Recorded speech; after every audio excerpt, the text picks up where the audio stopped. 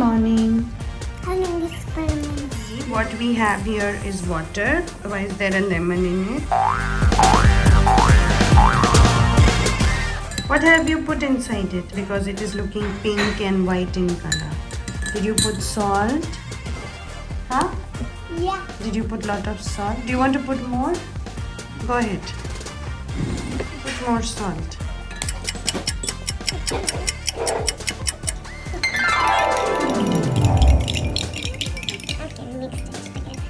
You want to put more salt? Okay, put more. Good job, Neil. Good job. Okay, now can you please put the deep... Oh, look, it's floating. Yes, it's floating. Why is it floating, Neil? Because there is only little bit. This is my salad. Okay, what Neil is trying to say is, because there is so much salt in the water, the egg is floating. If there was no salt in the water, the same egg would not float. We bring another glass filled with just normal water. Yeah, let's do that. We came back after a break. You have to prove to us that there is nothing wrong with this egg. Why do you have another glass? Because I want to put the other glass and the salty water, the normal water. So what Neil is trying to say is that this other glass has normal water, right? And so this egg, which is a normal egg, should sink. Yes.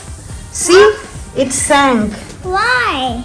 Because this water is not salty. So the egg sank. Look, it has sunk inside the water.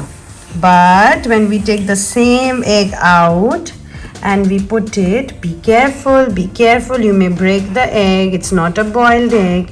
And we put it in the salty water. Oh my God, it floats. Look at it, it's floating, it's come out. So, which sea is where everybody floats? The name of the sea? Dead Sea. Dead Sea. Yes, the Dead Sea is where everybody can float because of the same principle. There is, what is there too much in the Dead Sea, Neil? Salt. Yes, there is too much salt in the Dead Sea.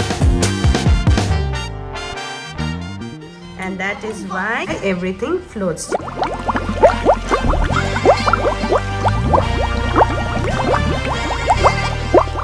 This is the Dead Sea and this is the normal body of water. Alright, this was fun. Good job, egg. Good job, egg. Good job, Neil. And what is this? Alright, okay, Neil, so bye-bye. Bye-bye.